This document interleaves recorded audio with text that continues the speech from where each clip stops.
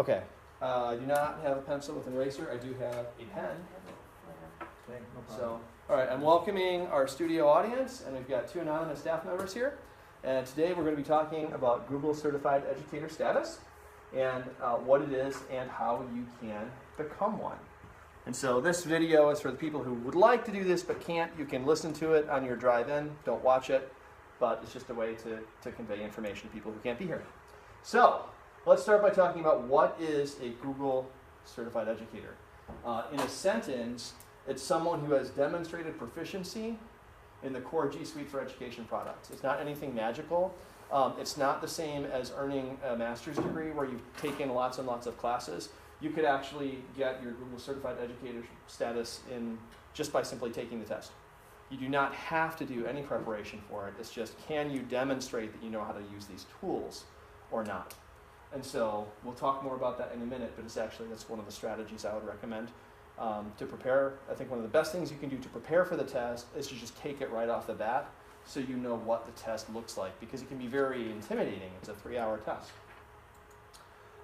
There's a couple reasons why you would want to become a Google Certified Educator. First of all, it lets you use all of those tools to become a better teacher. There's a ton of things that Google offers us that are free that can help us to teach more effectively. And so by mastering those tools, we become better at our craft. It also means a lot less frustration. All of us have been frustrated with computers at one point or another. And by becoming a Google Certified Educator, you become more competent with the tools that we use, and so it makes your life less frustrating and it saves you time. It also gives us a common language with our colleagues. It will make your job easier. It's kind of the same as less frustration. And also, and this is a huge thing, is that at this point, because we're first grade all the way through 12th grade, we've got Chromebooks. It is built in to all of the devices that we're using with the kids. It is one and the same. So Chromebooks and G Suite for Education were designed to work together. And so whereas other websites or products may or may not work as expected, we know that G Suite is very much designed for Chromebooks, which is what we use. And also, the thing that I really appreciate is that G Suite products are free for regular users too. So whatever we teach our kids, they can go out into the real world, or they can use their own personal Gmail account to use those wherever they go. And a lot of companies are using G Suite tools. So, back in the day, we used to teach kids how to use Microsoft Office. And Microsoft Office is great, but it also costs $100 or something like that. So if a family didn't have the money to buy Microsoft Office, then they were not able to utilize the skills that we had given them. But with G Suite, all of that is free, and so you get to use it as soon as you walk out the schoolroom door, because anybody can use it. So it's a nice feature that Google is giving the world. Okay, so what the test is like. There's just a big question that everyone wants to know. The test is 3 hours long, which I think is the biggest barrier to getting people in, is you've got to find 3 hours in your schedule. It was a huge barrier for me. I ended up taking the test while I was away at a conference because I was in my hotel room and my children were in Traverse City. And so I had 3 uninterrupted hours. So just finding a 3-hour uninterrupted time, you'll want to make absolutely sure you've got a rock solid internet connection, because if your internet goes down in the middle of the test, you just lost your opportunity to finish the test.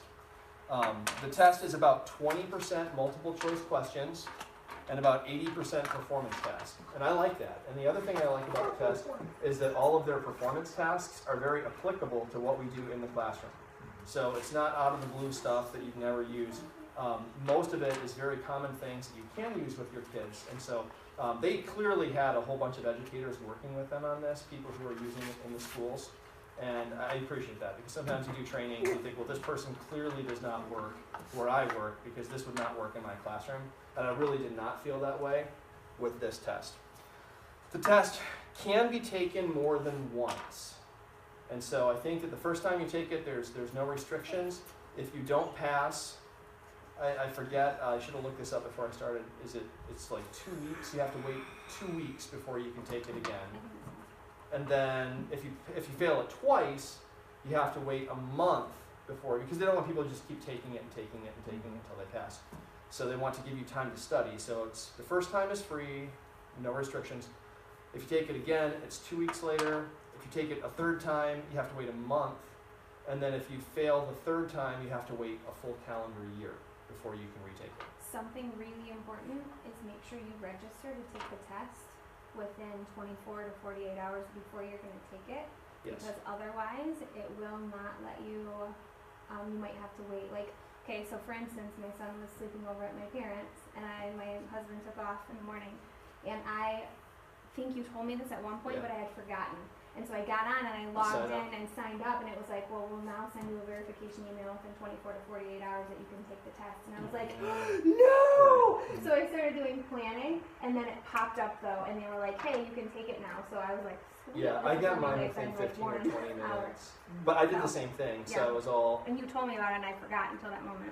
Yeah, so when you do sign up to take it, they'll give you a window where you can take it, but if you're planning on, all right, I'm going to start the test at 5 o'clock, and that's when you sign up and pay for it, you won't take it at 5:05. You're going to take it at 5:15 if you're lucky, but it could take up to 24 hours. So you'll want to sign up for the test and then have a chunk of time when you can do it.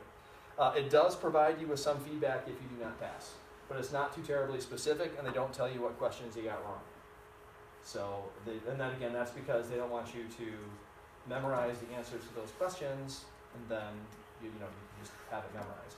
You can use your notes during the test. You can Google search during a test. You can look stuff up. So it is very much an open book test. The only thing you can't do is I can't give you answers. So there's a non-disclosure that you have to sign when you take it that you're not going to help other people cheat. And then a webcam on you. And then you have a webcam on you the whole time. Oh, and make sure, because your picture that you take apparently goes on your certification, but mine didn't. But Yeah, mine didn't claim either. that, and so here I was at 6 in the morning, okay, mom hair and stuff, and I was like, can't take it yet. And so then I got up and I actually went and did my makeup because I was like, this is gonna go on the certification thing forever, and I didn't want to look like somebody that just woke up. It'd be really interesting to wear a sombrero or get like a big mustache or do it in Jerry's wing. It is kind of weird to see yourself the whole time you're taking it. You see yourself in the camera, and There's so a you little- see your thinking faces. But anyways, that's besides the point. So it's they take it very seriously. I have had some staff members take it. They were frustrated that it didn't give them more feedback. But it is an automated test. There's not a human being on the other end who's looking through it and grading it for you. They crunch the numbers mechanically to see how you did, even with the performance things. So I did have, just so you know, I did pass my level 1 certification the first time I took it. The second time, for the second one, level 2, I actually had a ton of technical problems. So the things that they were asking me to do did not work because they were having errors on their end. So I ended up taking some screenshots, and you can't call them, but I emailed them. They got back with me within 15 minutes, even though I think it was late at night, like 9 or 10 o'clock at night, and somebody in California, because their time zone changed, they're like, oh, hey, we're really sorry, let me look into this.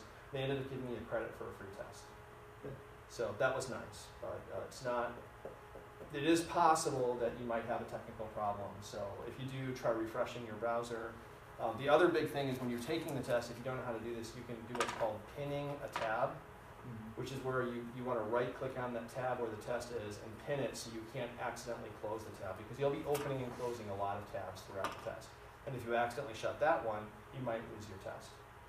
So you right-click on it and say, pin this, and then it can't be closed. Okay, any questions on what the test is like? Okay. And then this is about how to prepare, and this is really, I told you you're going to get you out of here in half an hour, and we're about 15 minutes in. So in terms of preparing for the test, I want to tell you about what I did and what I would do differently if I could do it again.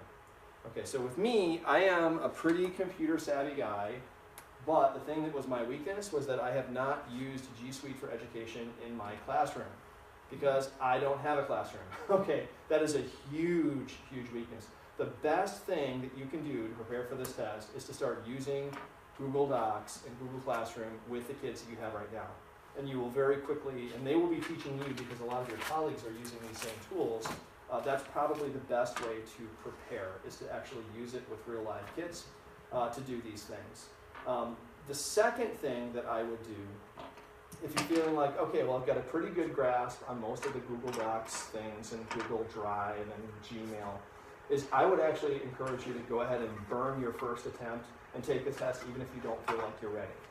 Okay, there's two reasons why. The first reason is because you might be more ready than you think, and you might pass. Okay, I probably spent 20 or 30 hours studying for this test, and I think I would have passed it the first time without studying. So, and then the second thing is, if you don't pass, you now know what the test looks like, and you'll be better able to study. So looking back, like when I look through all the preparation materials, they make a lot more sense to me now that I've actually taken the test. And I would have better known, okay, I know how to do this, I remember that from the test, I got this right, but this is the area that I was really weak on, so you'll better know what to practice. And so, for $10, I think it's a good, and Crystal, do you have any thoughts on that as far as, because you passed it your first time too. Yes, but I will say,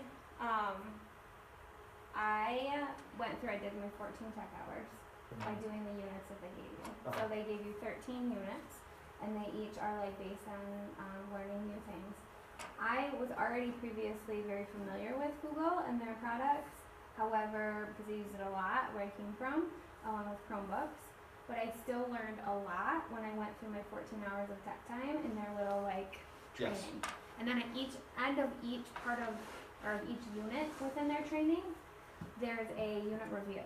And so what I did is I would take the unit reviews. I would say that their unit review multiple choice questions are way more challenging than the actual ones that are on the certification test. I would agree with that. So the unit review questions, I was getting I was like, I'm gonna fail this thing because I thought I had it down and then I'd get 5 out of 10 right. So what I ended up doing is I moved through all of the units, and then that took me, I chunked it. So I didn't spend 2 nights doing 13 units because you're just exhausted after a couple, after our days. So I went and I chunked it. Well, then what I did is when I got done with all 13 units, I went back to every unit review that I did not pass 100% on, and I retook it. And then I was like, okay, how did I do the next time? I did better, so cool. I'm gonna move on. And then right before I took the test, I went to those unit reviews again. And because it had been a couple weeks or so, 3 or 4 weeks. And so I went back to the unit reviews again. I took maybe 15 minutes. I scanned through them again to get the big ideas. And then I went on and I took the test. But I will say, and you had told me this too before I started, the multiple choice on the unit reviews, they only told you that, they would say, check all that apply. In the certification test, they'll specifically tell you need to choose 2 answers. You need to choose 4 answers. And that's really helpful. It was super helpful because you could eliminate them so quickly that... So, this is it right here, and this training is, I think I've started some of these. Right here, this is it, and they do the units? Yep. From here. See, I saw it in a different, mine were all up and down. Yeah, so this is the fundamentals, and that's the thing. So this is for level 1. There you go. That's so the one that you click want. on fundamentals. Right. And then that'll take you through. Those are all the different units, and what I thought was really helpful too is they told you the time frame. So if I knew I only had 2 hours in a night, or I sat down and I was like, I'm gonna be good for a half hour, I would pick a unit, I'd look at the unit and say, can I do this section or can I do 2 of this section? And then I would set myself a small goal of I'm gonna get these 2 sections done. And so I would do that so I would still feel accomplished, but I didn't max and burn myself out. I actually did the exact same thing that she did. And the hard thing was I started right before school started, so I was on my porch in the summertime. And I put in 2 or 3 hours going through some of the practice sessions, and then I was busy for 2 months. And then I came back, and so I couldn't remember where I left off. And so I think that hitting the review questions at the end of each unit is a nice way to kind of catch yourself back up on where you were. And I do agree that the questions were much, much more difficult on the practice than they were on the actual test. There were several times where I got so frustrated that I was clicking randomly to try to feel what the heck is the right? So, click all that apply, and there's 6 things, and so I'm actually going 0, 0, 0, 0, 1, 0, 0, 1, 0, until I finally found out what they were trying, because the wording was a lot more challenging on those unit reviews. Yeah, I think so too. The way that they worded it was almost like they wanted to try to trick you or make you think harder the next time you took it. Because I was like, it would be 1 word off. And I was like, oh yeah, that's not what that means. Once I figured out, why did I get that one wrong? Yeah, if you're taking those unit review tests and it's making you feel like an idiot, just know it made me feel like an idiot too. And you're probably not an idiot. It's very unlikely. Not impossible, but very unlikely. So, yeah, so I would suggest that you do use those. There are also YouTube videos that people have made that do it. There's actually now books out that people are publishing that you can buy a book. If you'd like me to pick that up for you, let me know. I'll be happy to. If you're committing to read the book and you find something you'd like to use to study, I can pick that up. And then really just things like this. I'm going to try to do every week. To get together, Q&A for whoever wants to show up. If no one shows up, that's fine. I think that the after-school trainings are nice, but they're also, we all have lives. And so it's hard to do. But to get the test done, I mean, I think that really, I agree with Crystal. Like, I'm glad, and I went through, and even though I've been using G Suite for about 5 or 6 years now, as I was going through the practice lessons, I was learning things, and there were several times where I had these literal, oh my gosh, I never knew that was there. And so I found it very valuable. Even as a tech director, I learned some things, and so I can pretty much guarantee that anybody who goes through the trainings, it's not a waste of time. I will say too, it's not like a lot of people are feared that it's not going to be beneficial to their classroom. Like if you have a specific like set of kiddos, and I will say that I actually learned tools to help myself be more organized as a teacher. Yeah. So the skills I learned just to like minimize that stress of like taking and dragging an email to my tasks and didn't know that the tasks existed in my email, and now I have a to-do list, and I'm a to-do list person. So I had it on the side of my emails, and I don't have to go look for that email because it has it right there, and I can click on it, and it's part of my to-do list. Yeah, I didn't know about that. I didn't know about canned responses. I don't know if you got into that at all. That's where if you're getting the same question from a lot of kids or a lot of parents, you can actually save, it's almost like a template where you've got the response and you can just boom, send it off without having to retype it. Or so there's you a lot of share with your whole class, like through like, which was something I was like, why did I not think of that? Like you can create your own group of your kids, and that can attach to like multiple things in Google.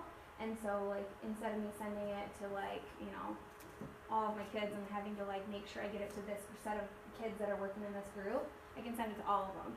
Or like you can label your emails, and so once you have a set of labels, like let's say I have a specific kid I've been working with all year, and I want to know all the communication for this kid, but I want to go to one spot for it, I can label every one of those emails for that kid, and it goes specifically into that file for them. And I can just click that and go, oh, okay, there's all the communication I've had on this topic. And you can even set up Gmail so that if it's got that kid's name on the email when it comes in, it automatically labels it for you. Yeah. Which I didn't, you can. There's so many things that are in there that are helpful to us, not even in working with kids, but just in doing our jobs that I learned about by going through this program. So that is a common thing I hear, especially with kids or people working with younger kids. They're saying, well, I'm not going to be using Google Classrooms with my kindergartners. And that, I can see that. Well, granted, you may not be using Google Classrooms, but you will be using a lot of these other tools. And the other thing is that, as we learned last year, grade assignments can change. And even if I do end up teaching kindergarten or some other subject for the rest of my life and don't end up using the skill, it's good to know within the organization how all of this is going to progress.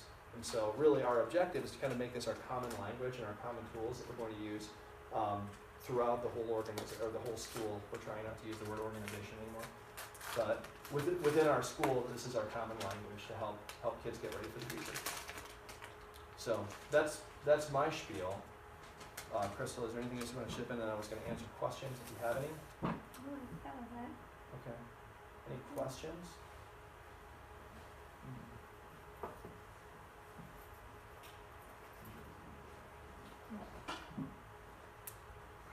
Okay. All right, well, I'm going to shut off our tape. I want to thank everybody for watching from home. If you got questions at home, you can email me, give me a call, stop by.